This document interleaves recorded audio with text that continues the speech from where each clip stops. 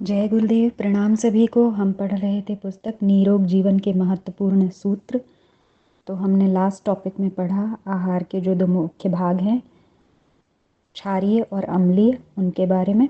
आइए अब आगे बढ़ते हैं कि क्षारों के अभाव से होने वाली हानियाँ। वैज्ञानिकों ने अभी तक संसार में लगभग 100 प्रकार के तत्वों का पता लगाया है, जिनमें से 16 मानव देह में पाए जाते हैं। इनमें से 4 कार्बन, नाइट्रोजन, ऑक्सीजन और हाइड्रोजन मुख्य माने जाते हैं और शरीर का अधिकांश इन्हीं का रूपांतर होता है। शेष 12 नाम इस प्रकार हैं: कैल्शियम, गंधक, phosphorus, sodium, potassium, magnesium, lithium, fluorine, chlorine, iodine, silicon और लौह। इनमें से कई तत्व मानव देह में अत्यंत सूक्ष्म परिमाण में पाए जाते हैं और उनका उपयोग भी बहुत सीमित होता है। मुख्य क्षारों का परिचय इस प्रकार है। कैल्शियम, इसका मुख्य उपयोग हड्डी बनाना और उसको मजबूत रखना माना गया है। जिन छोटे बच्चों की पाचन क्रिया ठीक नहीं होती और उनको भोजन में पर्याप्त मात्रा में चूना नहीं मिलता, तो उनकी बाढ़ रुक जाती है और हड्डियां भी कमज़ोर पड़कर टेढ़ी हो जाती हैं। उस समय डॉक्टर उनको प्रायः कैल्शियम मिश्रित औषधियाँ देते हैं। बाजार में बालामृत और ग्राइप मिक्सचर के नाम से जो 50 तरह के पेटेंट दवाएं बिकती रहती हैं, इनमें मुख्यतः विशेष रूप से तैयार किए चूने का पानी ही शामिल होता है।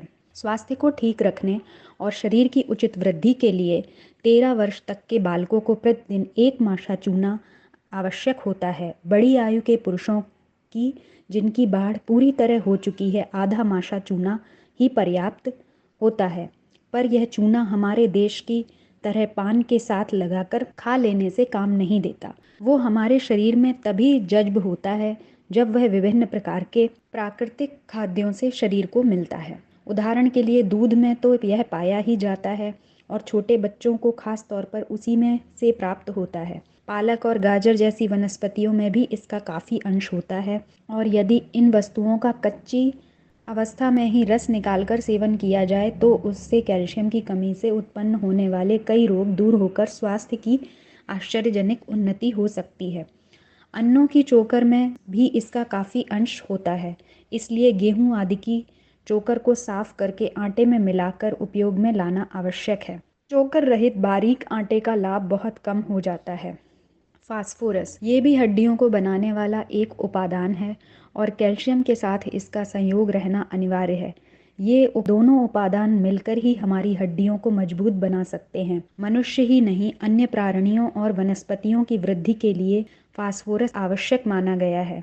इससे शरीर के भीतर रासायनिक क्रिया होकर एक रस बनता है, जिससे प्रोटीन युक्त आहार पचता है। फास्फोरस हरे शाकों में काफ़ी परिमाण में रहता है और दूध तथा गिरी के मेवों में भी मिलता है। लोहा, इससे हमारे रक्त में लाल रंग के अणुओं की संख्या बढ़ती है और खून शक्तिशाली बना रहता है। इसका दूसरा कार्य ऑक्सीजन को खींचकर शरीर के कीटाणुओं के पास पहुंचाना है, जिससे शरीर के विकार भस्म हो जाते हैं और खून शुद्ध होता है।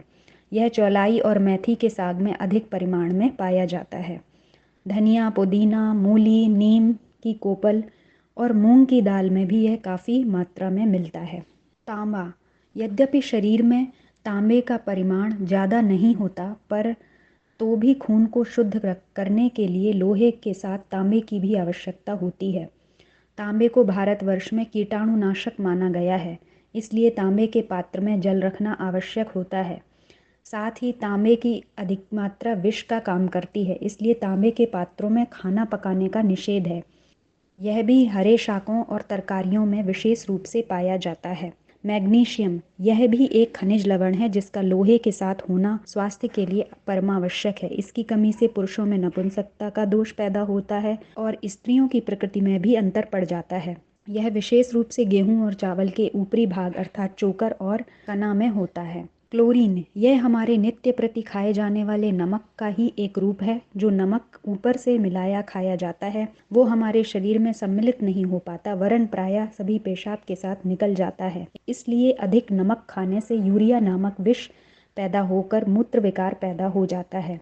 क्लोरीन तत्व हमको पालक, टमाटर, केला आदि में मिलता है, वही शरीर में मिलकर आहार को पचाने का कार्य करता है। आयोडीन, ये पानी के निकट पैदा होने वाले सागों में पाया जाता है। कितने ही फलों से भी मिलता है। इसकी कमी से घेंघे का रोग पैदा हो जाता है। समुद्र से दूरवर्ती पहाड़ों की तराई के प्रदेश में इस तत्व की कमी होती है, जिससे वहाँ घेंघा बीमारी ज़्यादा देखने में आती है। ये सब लवण अल्प मात्रा में होते हुए भी हमारे जीवन के आधार होते हैं। डॉक्टरों ने परीक्षा करके मालूम किया है कि अगर हमारे आहार में इन क्षारों को सर्वथा निकाल दिया जाए तो हम 30 दिन से अधिक जीवित नहीं रह सकते। उन लोगों ने कुछ कुत्तों को बिना क्षार वाला भोजन खिलाया, देखा तो वे सब 26 से 36 दिन के भीतर मर गए। ये क्षार विशेष रूप से विभिन्न प्रकार की हरी तरकारियों में ही मिलते हैं। इसलिए जो लोग स्वास्थ्य रक्षा के इच्छुक हैं उन्हें अवश्य इनका उचित मात्रा में प्रयोग करना चाहिए और उनको उबालकर पानी कभी फेंकना नहीं चाहिए, क्योंकि उस दशा में अधिकांश क्षार उसी में निकल जाते हैं। तो हमने इस पैराग्राफ में पढ़ा कि खनिज तत्व हैं, अगर वो हमारे शरीर में नहीं हो, उनकी कमी हो जाए तो उनसे कौन कौन से रोग होते हैं। और ज़्यादातर खनिज जो हैं वो हमें तरकारियों में और सब्जियों में मिलते हैं, तो उनके पानी को उबालकर फेंकना नहीं चाहिए और सब्जियों को हमेशा पहले धो लेना चाहिए फिर काटना चाहिए, क्योंकि काट के धोने से भी बहुत सारे खनिज बह जाते हैं पानी में। तो आज के लिए इतना ही। जय गुरुदेव, प्रणाम सभी।